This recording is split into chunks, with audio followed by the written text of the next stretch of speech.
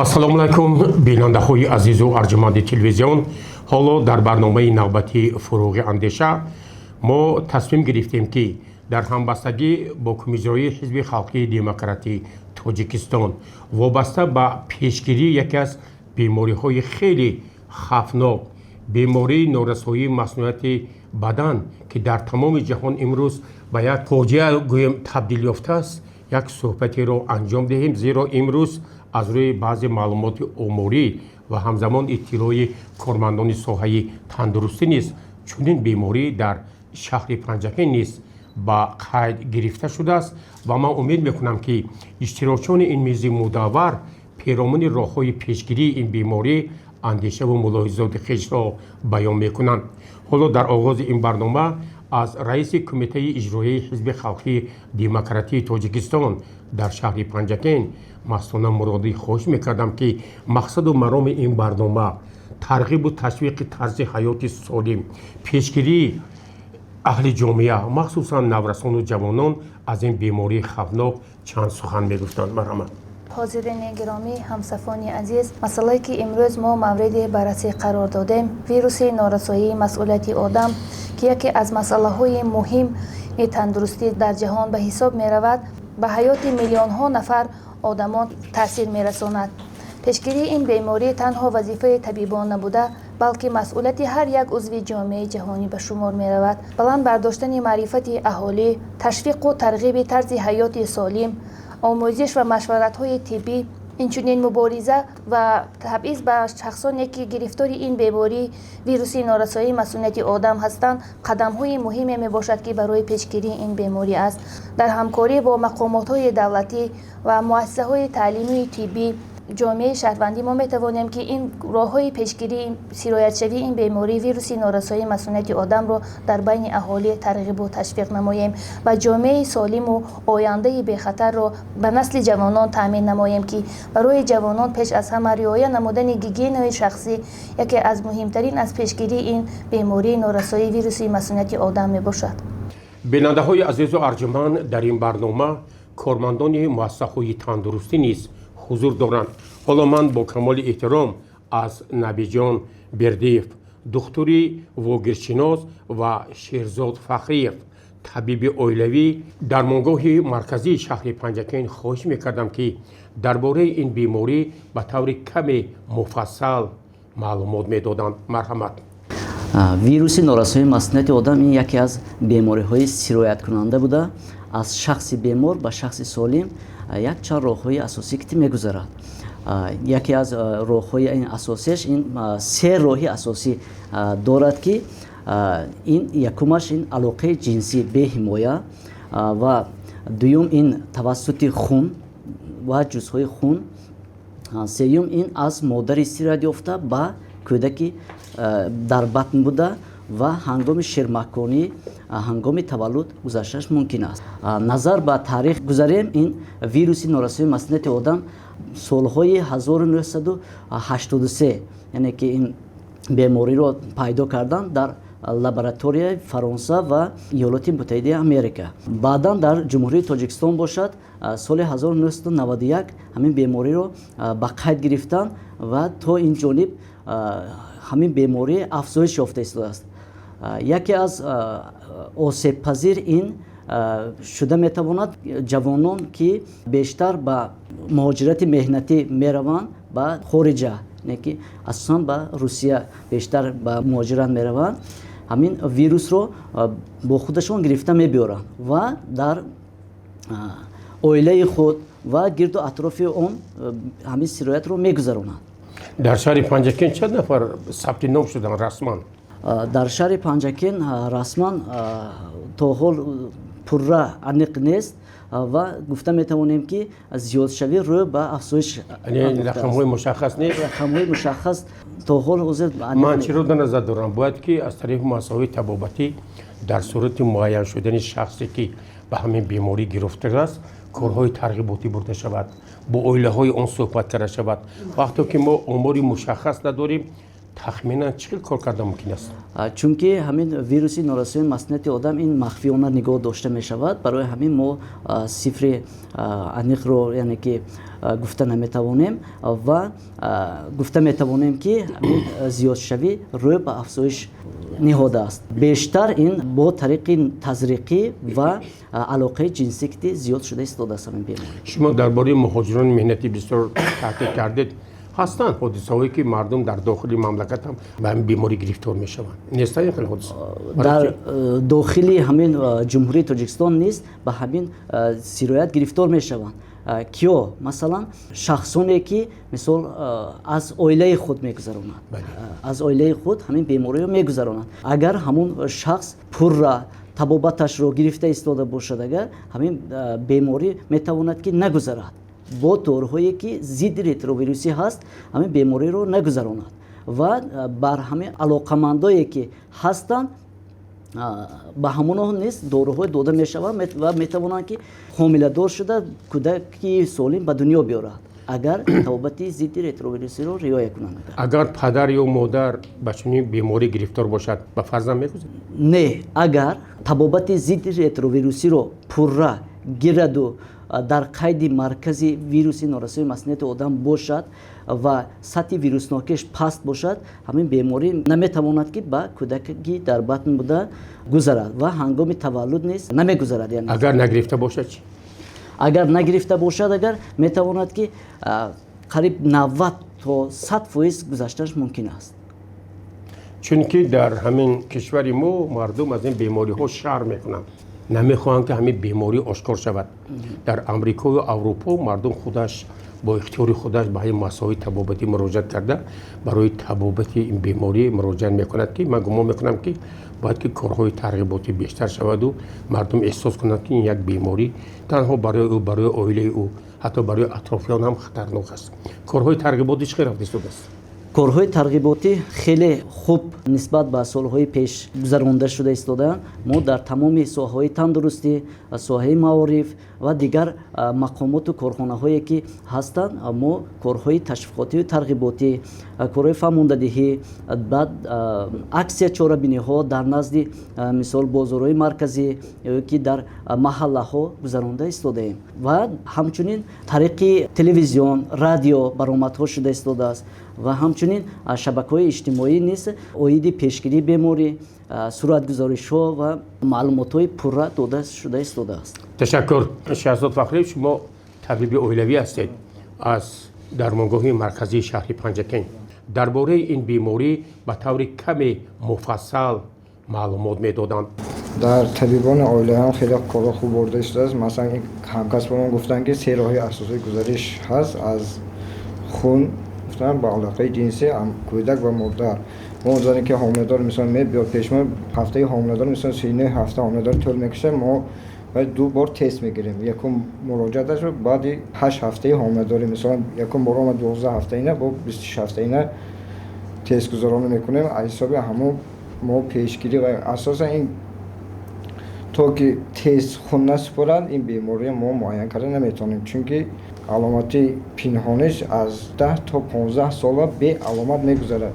برای همون که اساس تست گذارانه میکنیم بعد اینو دریافت میکنیم. اگر که مادر ما وای گرفتار شد ما اینو تست گذار کارهای فهماندهی و مرکز که یک جای کار میبریم. همین آزمایشگاه‌های شما قادر است که همین بیماری رو دقیق معاین کند؟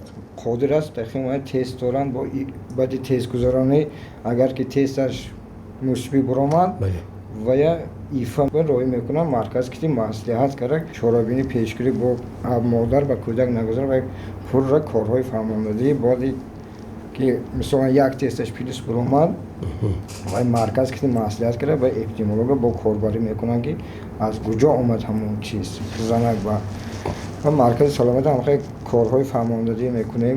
مثلا محله و با یکم مؤسسه‌ای که هستن تا محلشون هست رفته کارهای فهماندهی میکنن. باز ما گفتن که این از اساسی 3 گزارش گفتم ما درباره همون گزارش ها محلات گام میزنیم.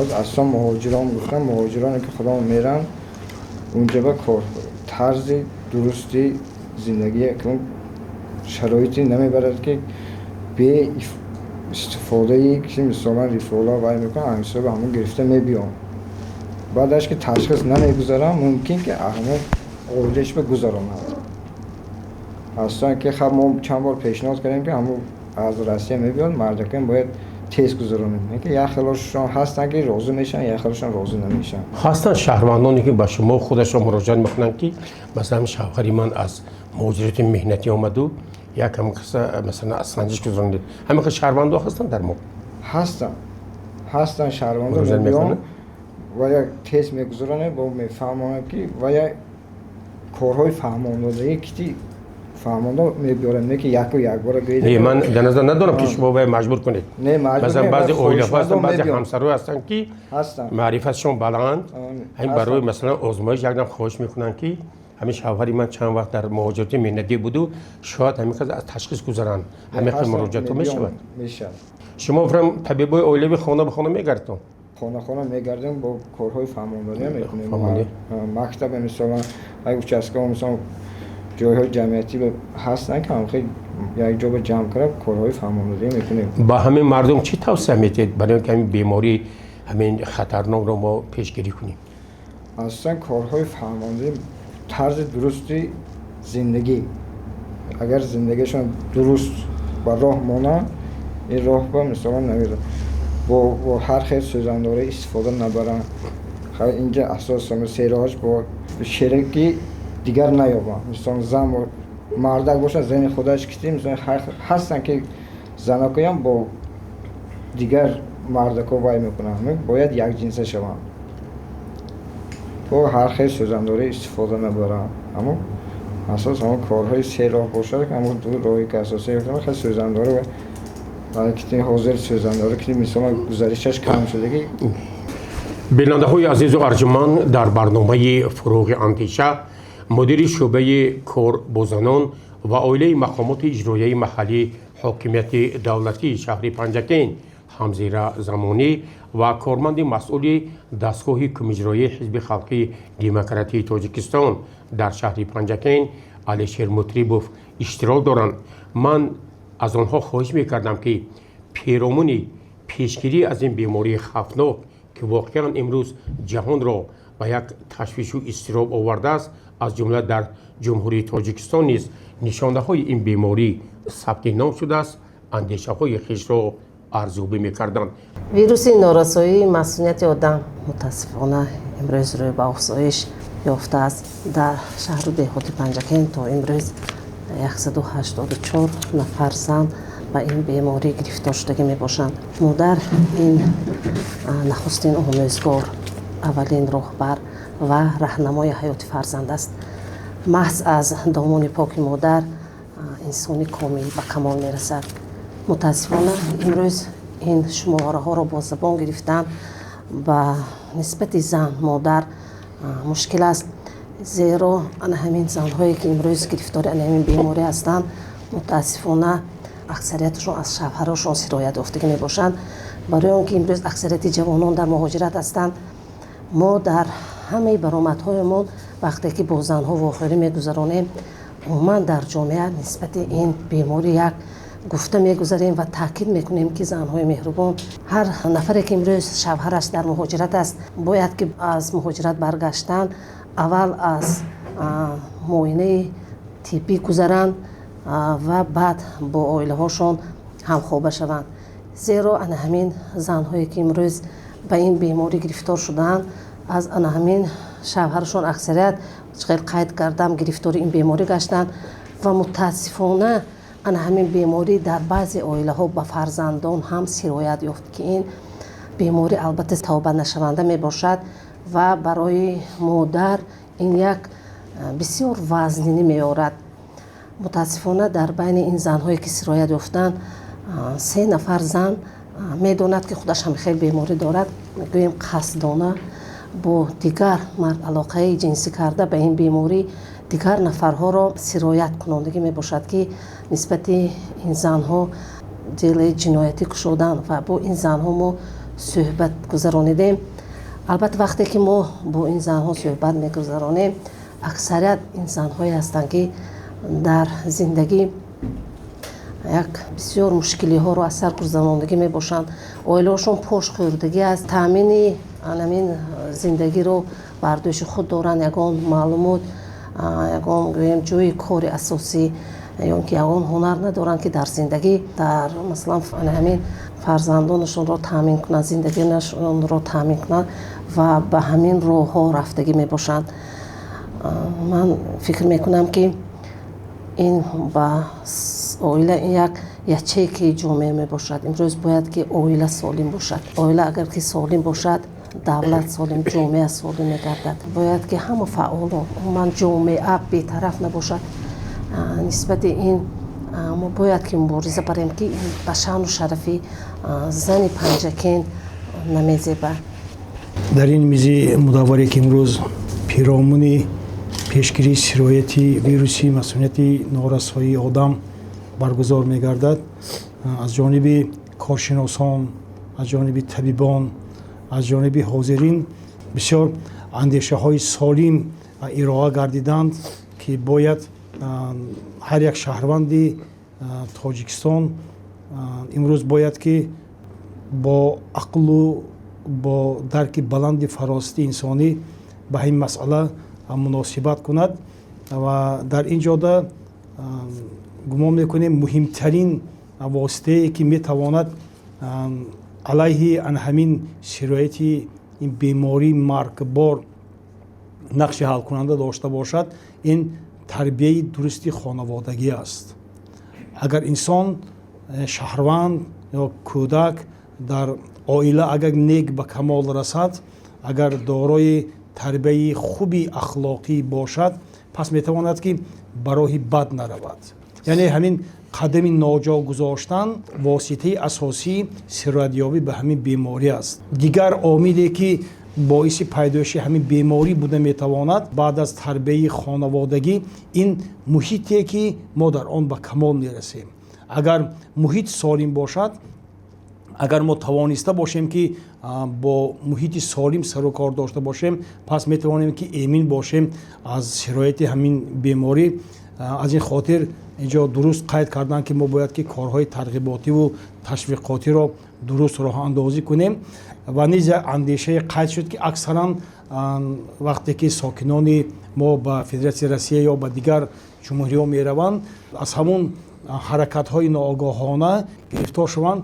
ба ҳамин хотир хуб мешуд, чун ин беморӣ вазнин аст, ин метавонад ки ба генофонди миллӣ таъсири бевосита расонида бошад. ба ҳамин хотир хуб аст ки агар дар ҳамин фурудгоҳҳо, дар аэропортҳо пеш аз паридан, баъд аз бозгашт ба ватан, ягон роҳи осонтарин ва муфидтаринеро бояд ки пайдо мекарданд ки ҳамин мардуме ки аз Федератсияи Россия ба Тоҷикистон меоянд, ҳатман бояд ки аз санҷиши ҳамин тести гузаранд. ба хотири оне ки ин агар гӯем ки хоҳишмандӣ, хоҳӣ аз ҳамин тест гузар, нахоҳӣ аз ҳамин тест гузар, яке вай хоҳишманд несту ҳамроҳи худ овардааст ҳамин бемориро. барои ҳамин гумон мекунем ки ҳамин роҳи хубтаринаш дар ҳамин фурудгоҳҳо бояд ки ягон тестеро ҷорӣ кунанд ки ҳамин омадан баробар аз ҳамин назорати тиббӣ гузарад, пас ба хонаи худаш ояд. ва умуман ҳар нафаре ки эҳтироми арзишҳои миллиро, эҳтироми арзишҳои давлатиро дар худ дорад ва вай вақте ки аз ташхиси тиббӣ агар нагузарад, вай намедонад ки вай ба ҳамин беморӣ мубтало аст. ба ҳамин хотир метавонад вақте ки ба хонааш омад, хонаводааш вақте ки вай муносибат мекунад, метавонад ки атрофиёнро низ ба ҳамин беморӣ мубтало созад. ба ҳамин хотир мо эътимони комил дорем ки ҳар як шаҳрванде ки имрӯз як рисолати баланди инсондӯстию мардумгароӣ дорад, ҳатман пеши виҷдони худ бояд ки масъул бошад ки аввал ин ки қадам дониста монад, то ин ки ба роҳи бад наравад, зеро ки аз ҳамин роҳи нек то ба роҳи бад, аз зиндагӣ то ба марг як қадам роҳ аст. ҳамин як рафтори ноҷо, як андешаи носавоб метавонад ки ба ҳамин оқибатҳои ногувор оварда расонида бошад. бинандаҳои азизу арҷаманд, дар барномаи фуруғи андеша моло Зафар Малаев, имомхатиби масҷиди панҷвақтаи Моло Мухтор иштирок доранд. ман гумон мекунам ки ҳамсӯҳбати мо пиромуни нигоҳи ислом ба пешгирии чунин бемориҳо андешаҳои хишро иброз менамоянд.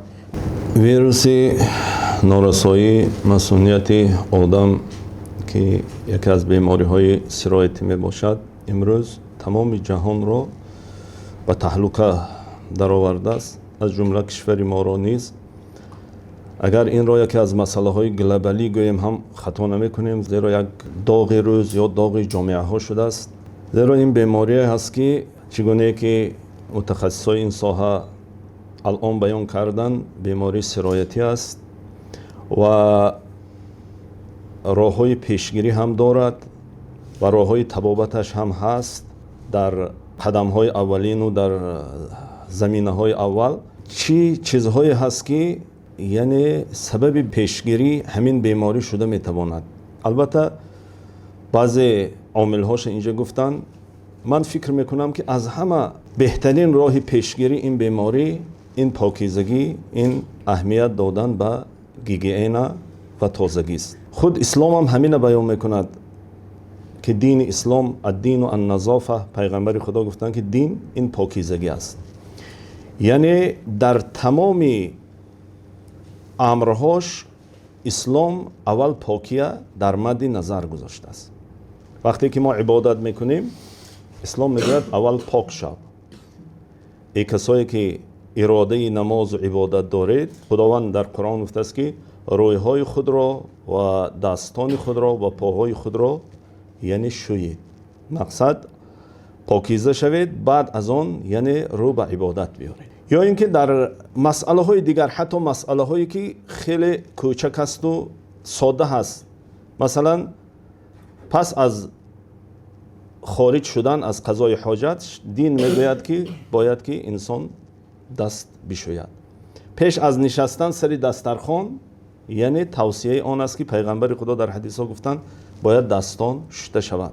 تا اینکه انا همون چرک یا افلاس میکروبی که در دست ها هست سبب تناول کتی، سبب مثلا خوردن و نوشیدن کتی واردی بدن انسان نشود. بنابراین حتی در یک حدیث دیگر پیغمبر خدا میفرمایند که اگر از نزد در خانه شما یک نهر، یک دریاچه گذرد، هر روز شما اگر 5 مرتبه در آن دریاچه دست و روی خود را شوید، یعنی خودتان را پاکیزه کنید، آیا در شما یگان چرکنی میماند؟ مقصد یا یگان گناه میماند؟ البته اون زمانی که پیغمبر گفتن یعنی ویروس، یعنی به شکل امروزه به این عنوان مثال شاید تحقیق نشده بود یا این نام نبود. یعنی اگر حدیث پیغمبر درست و دقیق اگر نگاه کنیم، مقصد آیا در شما یگان ویروس میماند؟ یعنی هرگز نه. وقتی کسی که 5 بار در 5 وقت نماز طهارت میکند، شروع میکند، یعنی از گناه ها هم پاک میشود، از ویروس و چرکینه ها هم پاک میشود. انا بنابراین اول مقصد پاکی ظاهری هست. انسان به گفتی شرف الدین بخاری که چون بیاری طهارت ظاهر، باطنت نیز حق کند طاهر. انسان وقتی ظاهر خود را که پاکیزه میکند، تازه میکند، البته باطنش مقصد نزد عارفا قلب است. قلبش خداوند از تمام کدورت ها، حسد و بدبینی ها پاک میسازد. این یک مفهومش. مفهوم دیگهش وقتی که انسان ظاهر خود پاکیزه میکند، ان همون ویروسی که در ظاهر بود به باطن وی وارد نمیشود و باطنش هم ان شاء الله سلامت و پاکیزه میماند. بنابراین یعنی اولین راه پیشگیری این البته پاکیزگی است، یعنی اهمیت دادن به تازگی است. و چگونه که نه متخصص اینجا گفتن راه دیگری سرایت شوی یعنی این علاقه جنسی تصادفی است. بنابراین وقتی که انسان یعنی علاقه جنسی تصادفی گویم با کسایی که غیر معتمد هستند، یعنی از همجنسی خودش نیستن، از کسی اعتمادناک خودش نیست، مقصد علاقه جنسی میکنن، به همین راه یعنی وارد میشده است. البته اکنون اینجا به زبان دین گویم اگر شخصایی که معتمد هستند، مقصد همون کسایی که نکاح شرعی دارن. اونهایی که غیر معتمد، اونهایی که با واسطه یعنی راههای فحشا، یعنی این ویروس وارد شدنش یعنی ممکن بوده است. حالا که اسلام میگوید که شما نزدیکی به کار فحشا و زنا نکنید که این یک عمل خیلی بد و قبیح هست و محکوم شده هست. ببینید نزدیکی به آن، به همین گویم امروزه به اصطلاح امروزه علاقه های جنسی تصادفیه، نه اینکه اجازه نداده است بلکه نزدیکی کردن به آن اسلام یعنی منع کرده است، اجازه نداده است. بنابراین امروز چگونه که اینجا گفتن همین ویروس از سبب به مهاجرت مهنتی رفتن و پس از برگشتن خصوصا جوان ها همین ویروس آوردن و خاندان خود گویم به همین ویروس به همین بلا مبتلا کردن. امروز بسیار خوب میشد که انا پیش از آمدن چگونه که نو مطرب فهم گفتن در این مسئله، پیش از آن که مهاجران از سفر می آیند باید حتما تشخیص گذرانند، حتما تشخیص باید باشد، تشخیص گذرانند، انیخ کنند، زیرا به خاطر آینده خودشان، به خاطر خرسندی زندگیشان، به خاطر پاکیزگی نسل و فرزندای هم خودشان هم جامعه. انا از همین جهت باید که امروز ما هر چیز زیادتر در کدام قشر جامعه نباشیم، باید برای جوانها، برای مردم کارهای ترغیباتی و فهماندهی پرزور کنیم، خصوصا جوانهایی که خصوصا نزدیکای هر یکی ما امروز خواه و ناخواه به مهاجرت می روند، پیش از رفتن یا بعد از آمدن حتما با آنها باید که در این مسئله ها ما گفتگوزار داشته باشیم، باید این مسائل برای آنها فهمانیم تا اینکه جامعه ما از این خطر ایمن ماند، یا اینکه صف چنین شخصایی که گرفتار این ویروس و این بیماری هستند در جامعه ما پس شود یا کم کرده شود. البته جوانها که امروز یعنی گل سبد جامعه گویم هم خطا نمیکنیم و آینده جامعه ما هستند، چگونه که پیشوای ملت در هر برآمد و پیامشان یعنی پشتیبانی از جوانها دارند و برای آموزش جوانها، برای صاحب معلومات شدن جوانها در پیامدشان بسیار تأکیدها میکنند که امروز باید جوان تاجیک وقتی رسیده است که باید خواند، وقتی رسیده است که هنر آموزد، وقتی رسیده است که باید زبان داند. انا باید هر یکی ما موظف هستیم که در بین جامعه و جوانها این پیام پیشوا را برسانیم و جوانهای دلگرم و یعنی رغبتشون نسبت خواندن، آموختن، نسبت محبت به مرز و بوم وطن، نسبت به خودشناسی ملی، البته اینها باید که ما یعنی ترغیبات کنیم، اینها باید که ما فهمانیم تا اینکه جوانها این آینده ملت هستند. جوانها کادرهای بهترین وقتی اینها میخوانند، میآموزند، کادرهای بهترین برای جامعه ما، برای خدمت وطن ما، خلق و ملت انشاءالله می باشند. بنابراین در این مسئله ها باید که هر یکی ما و شما به طرف نباشیم، از اون مسئولیت هایی که عهده‌داری هایی که به ذمه داریم البته استفاده کرده بهر بهبودی کشور، بهر پاکی جامعه، بهر گلگشکوفایی تاجیکستان عزیز البته هر یکی ما و شما سهیم باشیم تا اینکه انا همین گونه بیماری های و انا همین گونه ویروس های و بلاها از سر جامعه ما دور باشد. راه‌هایی که ناگزارش همین بیماری هست، یک چند راه‌های ناگزارشش هست که باید که همین آدمایی که در اویلاشون مثال ویروسی نارسایی مسئولیت آدم دارن نهراسن.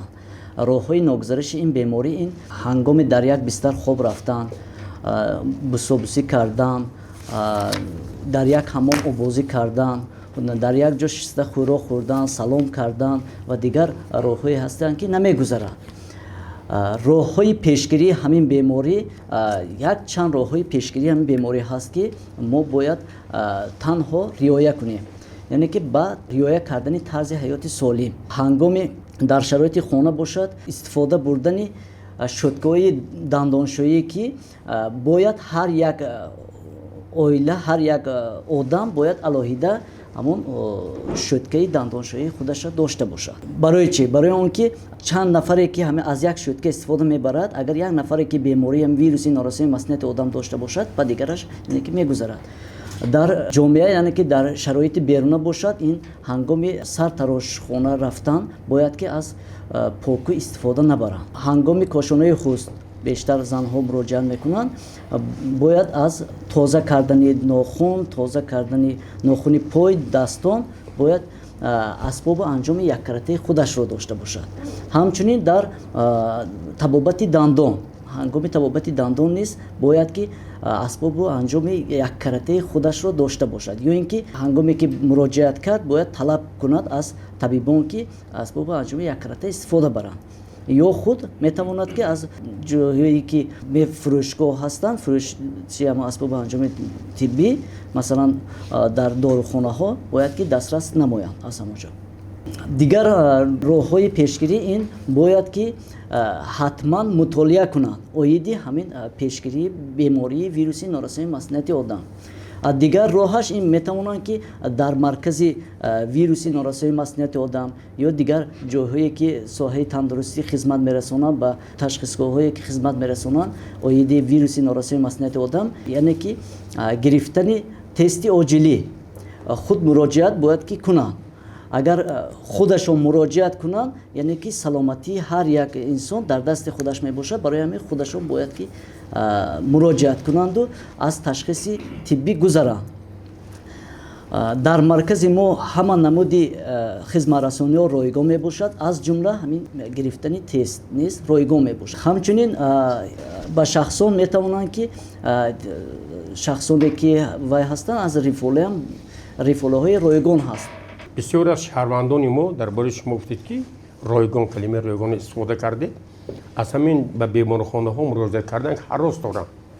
онҳо мегӯянд ба куҷое ки муроҷиат кардем дар навбати аввал маблағ талаб мекунанд. ҳамин мардум фаҳмонӣ бисёр вақт ҳамун масалан бисёриҳо мегӯянд ки ҳатто ба ҳамун беморӣ ки имрӯз мо баррасӣ мекунем, дар ҳаминам як мардум фаҳмонӣ ки аз тарафи ҳамин сохторҳое ки ба шумо марбут аст, зеро имрӯз дар Панҷакен нархи ҳамин санҷишҳои лабораторӣ хеле қимат аст. ин ройгон пуррая ба ҳама.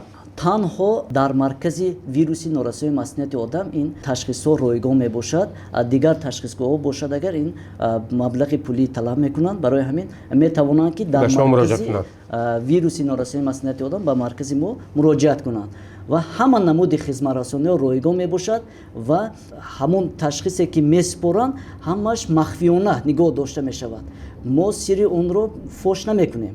барои ҳамин агар ҳар шахсе ки худашро мисол шаҳр мебиёду намераванд дар марказҳои ташхисӣ, ин ба саломатии худаш яъне ки зарар дорад, яъне ки саломатии худашро бой медиҳад. барои ҳамин дар соҳаи тандурустӣ ягон табиб ё умуман ягон табиб, ягон корманди тиббе ки нест ки мисол сири ӯро фош кунад. дар ҳолати фош кардан ба ҷавобгарии ҷиноятӣ кашида мешавад. барои ҳамин ройгоҳ мебошад маркази мо. ҳозирони гиромӣ, чуноне ки ба ҳамагон маълум аст, ҳизби халқии демократии тоҷикистон таҳти роҳбарии асосгузори сулҳу ваҳдати миллӣ, пешвои миллат, раиси муаззами ҳизби халқии демократии тоҷикистон таҳти шиёри барои мардум ва зиндагии шоистаи мардум фаъолият менамояд. имрӯз ки пайваста асосгузори сулҳу ваҳдати миллӣ таъкид медоранд ки бунёди ҷомеаи солим дар оилаи солим аст. Масъалае ки имрӯз мо мавриди муҳокима қарор додем, яке аз масъалаҳои доғи рӯз аст ки ба оилаҳои тоҷик низ зарари худро расонида истодааст ва чуноне ки гуфтем ки шахсияте ки гирифтори ин беморӣ аст, дар он оила оилаи солим дида намешавад ва чуноне мегӯянд оилаи солим бунёди ҷомеаи солим аст. ин ба ҷомеа низ хатари хеле зиёдро таҳдид менамояд ва аҳли ҷомеа ки имрӯз мо фаъолон дар ин ҷо сарҷамъ омадем, бовари комил дорам ки корҳои тарғиботӣ ташвиқотӣ дар байни ҷомеа оиди пешгирии ин беморӣ вируси норасоии масунияти одам пайваста ба роҳ монда мешавад. мо ҳамеша дар паҳлӯи мардум ҳастем ва аҳолиро оиди гирифтор шудани ба ин беморӣ пешгирӣ менамоем. ба ҳар яке шумо ман барои иштирок ба ин чорабинӣ самимона миннатдорӣ ба худро баён менамоям. ташаккур бинандаҳои азизу арҷаманд. воқеан ҳамкориҳои иттилоотӣ комиссариёи ҳизби халқии демократии тоҷикистон дар шаҳри Панҷакен бо ширкати Садову Симо хеле хуб густариш меёбад. ин барномае ки имрӯз мо таҳия кардем барои мардум хеле зарур аст. ман гумон мекунам ки иштирокчиёни ин барнома тавонистанд баъзе паҳлӯҳои пешгирӣ аз ин бемориро барои мо шарҳу изоҳ диҳанд ва итминон дорам ки аз ин барнома аз суханрониҳо тавсея ва маслиҳатҳои иштирокчиёни он шумо баҳравар хоҳед шуд ва ҳеҷ гоҳ мо роҳ намедиҳем ки дар ҷомеаи мо аз ҷумла дар шаҳру деҳоти панҷакен чунин бемориҳои сироятӣ хатарнок паҳн гарданд. барои ҳамаи шумо арзи сипос мекунам ҷиҳати иштирок дар ин барнома. саломату сарбаланд бошед то барномаҳои оянда.